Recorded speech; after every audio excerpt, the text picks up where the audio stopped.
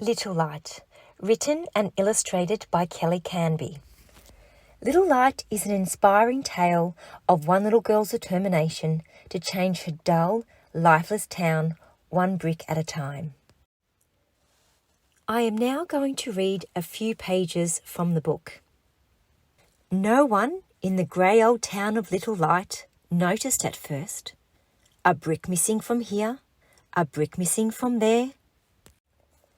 But as more and more bricks disappeared, the mayor suspected a thief.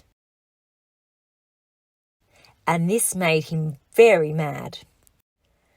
"Good people of Little Light," said the mayor,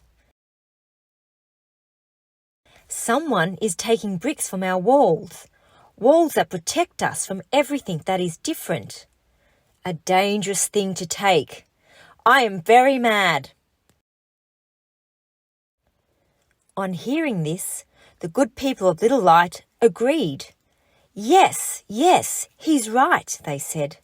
"A dangerous thing to take. We are all very mad." That year, bricks were taken from all around the town.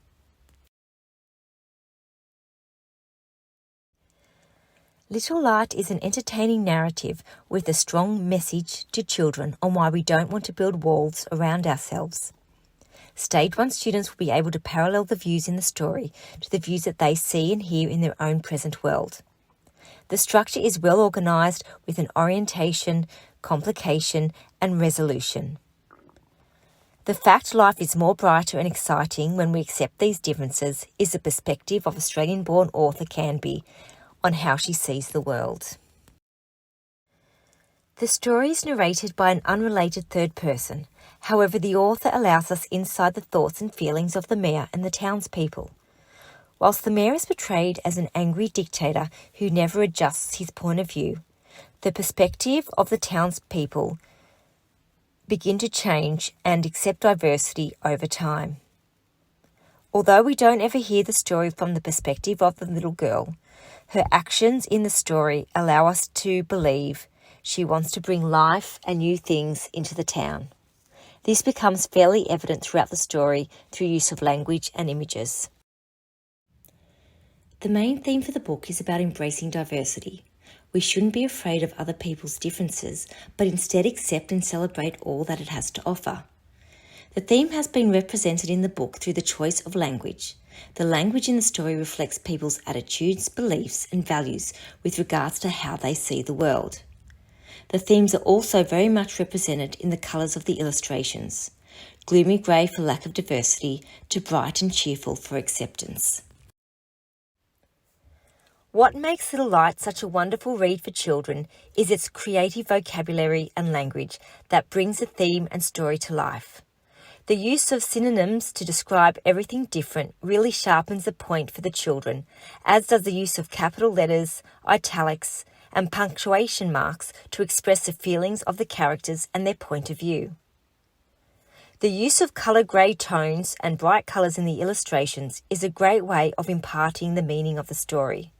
And the use of highlighting words that are associated with the little girl connects the feelings expressed by the mayor and townspeople to the girl's actions. Without even a name or identity, it's the little girl in the story and her actions that are represented visually that lead us to know that she is the protagonist of the story. Coloured with bright fluorescence against a grey, gloomy backdrop, the audience can infer that this small little girl with her bright coloured ladder is behind the missing bricks. Although we don't ever hear the story from the girl's point of view, her actions in the story allows us to think about her motive for stealing the bricks. She wants to bring people from the outside world in who can offer something the townspeople have never experienced before. The little girl's facial expressions often portray her as an innocent perpetrator who wants to change the town for the better. The setting is established very early in the book. Whilst there is little description of the town itself, it's the illustrations that present the real setting. The story is set in present time and we know it progressively moves throughout the year. During this time, we see more colour and brightness entering the town as more people are starting to be accepted.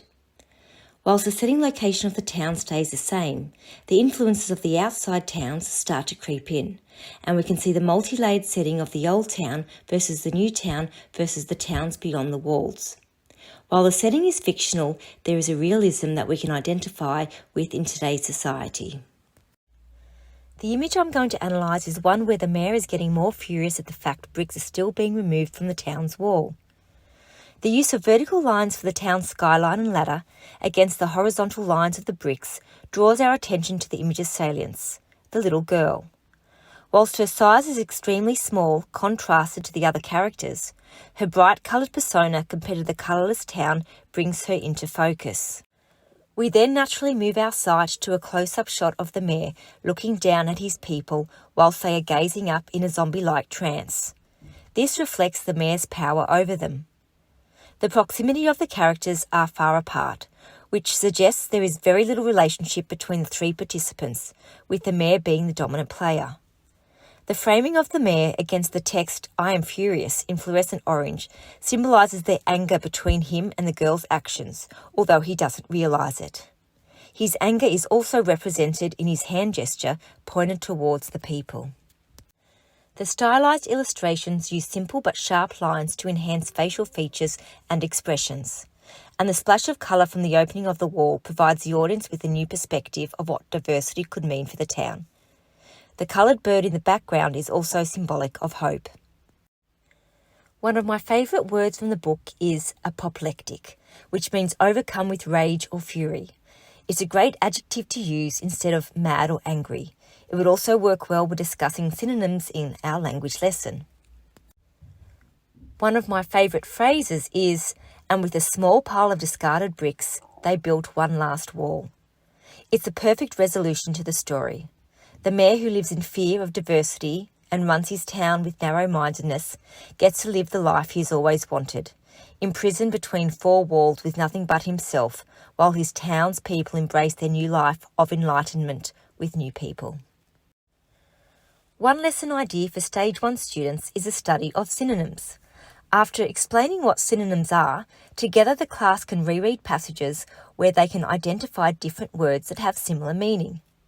Ask students to find synonyms for words such as happy, sad, beautiful, and angry. An extension of this could be for the teacher to select a simple passage from the text, and students need to rewrite the passage using synonyms to replace existing adjectives. A supporting activity could be to create a memory card game using cards with sight words and synonyms. Students flip a sight word and then try to find the matching synonym. Another idea for a lesson plan is a creative writing activity. Draw the children's attention to the mayor and describe his character and personality. Read extracts from the book to supplement the class findings. Then ask students to think about what makes a good mayor and what a mayor should do to create happiness and acceptance. Have children imagine they are the mayor of the town and ask them to write what they would do differently to make sure everyone was accepted. The final lesson idea is an oral activity in which students think about their own qualities and characteristics that make them special. Scaffold the activity to focus on aspects such as behaviours, characteristics, appearances, and special talents. Have students prepare a little speech to the class about what makes them different and special. The two related books I've chosen is 3 by Stephen Michael King and The Invisible by Tom Percival. Both books fit into the theme of feeling accepted and belonging. 3 is a book that can further develop the student's understanding that being different is wonderful and that we should embrace ourselves and others. Be positive and look at how we can share our differences with others.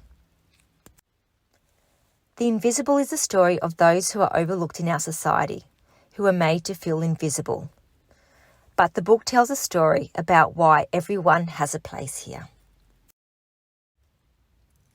A cross-curricular activity the class can be involved in is visual arts. Children can create portraits that reflect their feelings when they are feeling different and not accepted, compared to when they feel welcomed and happy.